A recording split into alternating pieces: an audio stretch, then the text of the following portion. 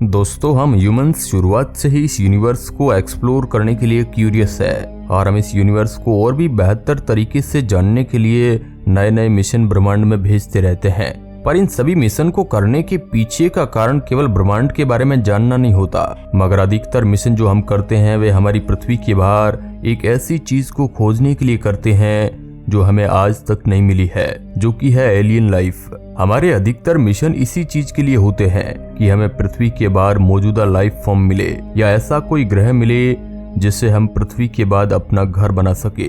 पृथ्वी के बाद घर बनाने के लिए एक ग्रह ढूंढना मानव जाति को पृथ्वी को खत्म होने के बाद भी जिंदा रखने के लिए जरूरी है।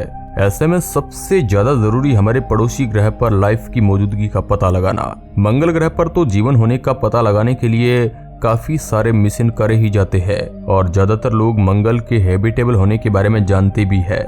मगर क्या आपको पता है कि हमारा दूसरा पड़ोसी ग्रह यानी कि वीनस भी हैबिटेबल हो सकता है? आज के इस वीडियो में हम इसी के बारे में चर्चा करेंगे कि वीनस किस तरह से हैबिटेबल है और क्या यहाँ पर जीवन मौजूद हो सकता है या नहीं। चलिए शुरू करते हैं आज का ये इंटरेस्टिंग वीडियो। हेलो दोस्तों, मैं हूं आपका दोस्त सुरेश सांचोरी और आप देख रहे हैं रहस्य टेलीविजन यूट्यूब चैनल। दोस्तों, वीनस के हैबिटेबल होने के बारे में जानने से पहले चलिए आपको बता देते हैं वीनस के बारे में कुछ इंटरेस्टिंग फैक्ट। वीनस जो कि हमारे सोलर सिस्टम का दूसरा ग्रह है, वह हमारे सोलर सिस्टम का सबसे ज्यादा गर्म प्लैनेट भी है। अब आप सोच रहे होंगे कि भला बुध जो सूरज के सबसे नजदीक है वह सबसे गर्म क्यों नहीं है? तो आपको बता दें कि ऐसा है वीनस के एटमॉस्फेयर के कारण।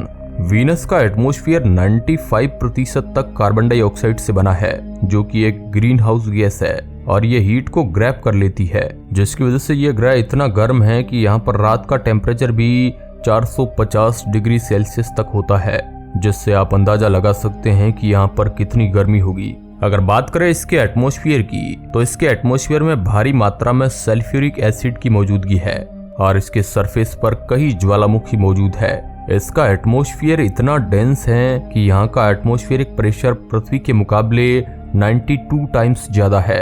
एक मजेदार फैक्ट्स आपको बता दें कि अगर आप वीनस पर पिज्जा बेक करने की सोचे तो सिर्फ 2 से 3 मिनट में ही आप वीनस पर पिज्जा को अपने हाथ पर रखे हुए भी बेक कर सकते हैं, क्योंकि यहाँ का टेम्परेचर और एटमॉस्फेरिक प्रेशर ही इतना ज्यादा है।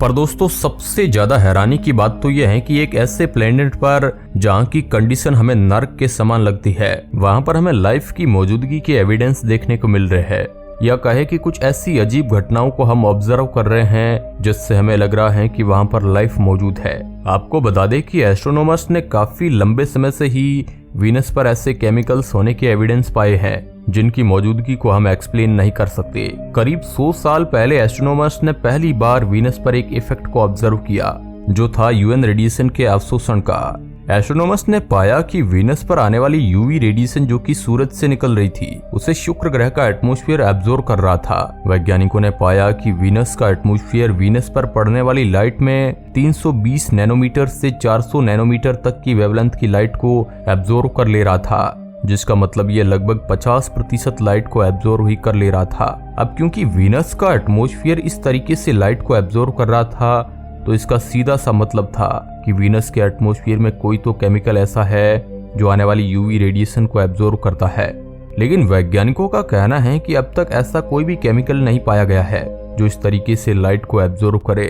वैज्ञानिकों ने इस मिस्ट्री को सॉल्व करने के लिए कई सारे केमिकल्स की तरफ देखा, परंतु वो या तो वीनस पर मौजूद नहीं है या फिर अगर वह मौजूद भी है तो वह केमिकल बहुत कम मात्रा में मौजूद होंगे, जिसके कारण ये मिस्ट्री सॉल्व नहीं हो पाई और किसी को ये नहीं पता चल सका कि ये यूवी रेडिएशन को एब्जॉर्ब करने वाला ये केमिकल क्या है। अब आपको एक इंटरेस्टिंग बात बता दें कि अर्थ के एटमॉस्फेयर पर भी कुछ इस तरीके का इफेक्ट होता है जिसे रेड एज कहा जाता है। इसे रेड एज इसलिए कहा जाता है क्योंकि ये लाइट के रेड स्पेक्ट्रम को एब्जॉर्ब करता है और पृथ्वी पर यह इफेक्ट फोटोसिंथेसिस के कारण होता है। फोटोसिंथेसिस के बारे में तो आप लोग जानते ही होंगे, जो कि एक ऐसा प्रोसेस है जिससे प्लांट एनर्जी बनाते हैं। अब क्योंकि वीनस के एटमॉस्फेयर में भी कुछ ऐसा ही इफेक्ट देखने को मिल रहा है जो अर्थ पर फोटोसिंथेसिस की वजह से होता है, तो ये पॉसिबिलिटी बढ़ जाती है कि ऐसा ही एक केमिकल रिएक्शन वीनस पर भी हो रहा हो। और अगर ऐसा है तो वीनस पर लाइफ की मौजूदगी के चांसेस बढ़ जाते हैं, क्योंकि फोटोसिंथेसिस जैसा प्रोसेस सिर्फ लिविंग ऑर्गेनिजम्स ही कर सकते हैं। एक और एविडेंस लाइफ का जो हमें मिला है वो है वीनस के क्लाउड में नॉन स्पेरिकल ड्रॉपलेट्स का मौजूद होना। यहाँ नॉन स्पेरिकल ड्रॉप्स का मतलब है कि ये प्योर लिक्विड नहीं है, यानी कि वीनस के क्लाउड में प्योर लिक्विड सल्फ्यूरिक एसिड नहीं है, बल्कि इसके साथ साथ कुछ सॉलिड पार्टिकल्स भी मौजूद है। इन पार्टिकल्स को हम मोड 3 पार्टिकल्स कहते हैं। इन पार्टिकल्स की मौजूदगी को हम एक्सप्लेन नहीं कर सकते। कई साइंटिस्टों का मानना है कि सल्फ्यूरिक एसिड को अगर किसी तरीके से न्यूट्रलाइज किया जाए तो सल्फर के साल्ट्स वहां पर मौजूद हो सकते हैं, जो कि इन ड्रॉपलेट्स में सॉलिड पार्टिकल्स का काम करे। लेकिन इसके साथ साथ एक और पॉसिबिलिटी भी है कि अगर वीनस के क्लाउड में माइक्रोबियन लाइफ प्रेजेंट है तो माइक्रोब्स इन ड्रॉपलेट्स के स्ट्रक्चर को थोड़ा बहुत बदल सकते हैं, और इसी के कारण हमें ये ड्रॉपलेट्स नॉन स्पेरिकल नजर आ रही है। दोस्तों, इसी के साथ साथ वैज्ञानिकों ने वीनस के एटमॉस्फेयर में फॉस्फीन गैस को भी डिटेक्ट किया। फॉस्फीन एक ऐसी गैस है जो कि काफी कम समय के लिए एग्जिस्ट करती है, क्योंकि ये तुरंत ही किसी न किसी के साथ रिएक्ट करके कोई नया केमिकल बना लेती है। परंतु वीनस के एटमॉस्फेयर में इसकी मौजूदगी का मतलब है कि किसी न किसी प्रोसेस से यह गैस रिलीज हो रही है। अब तक वैज्ञानिक गैस के प्रोड्यूस करने के लिए एक ही नेचुरल प्रोसेस को जानते हैं, जिसके through anaerobic bacteria energy generate करते हैं। अब ऐसा में वीनस के एटमॉस्फेयर में इसकी गैस की मौजूदगी का अर्थ है कि वीनस पर यह बैक्टीरिया प्रेजेंट है, या फिर किसी और अननोन प्रोसेस के थ्रू ये गैस रिलीज हो रही है। वीनस पर कुछ और भी ऐसी गैसेज मौजूद है जो कि उसके एटमॉस्फेयर में नहीं होनी चाहिए थी। वीनस के एटमॉस्फेयर में काफी मात्रा में ऑक्सीजन, मीथेन और अमोनिया जैसी गैस पाई गई है। अब आप सोच रहे होंगे कि इन गैसेज की मौजूदगी में अजीब क्या है, क्योंकि ये तो नॉर्मल गैसेज है जो कि कहीं भी पाई जा सकती है।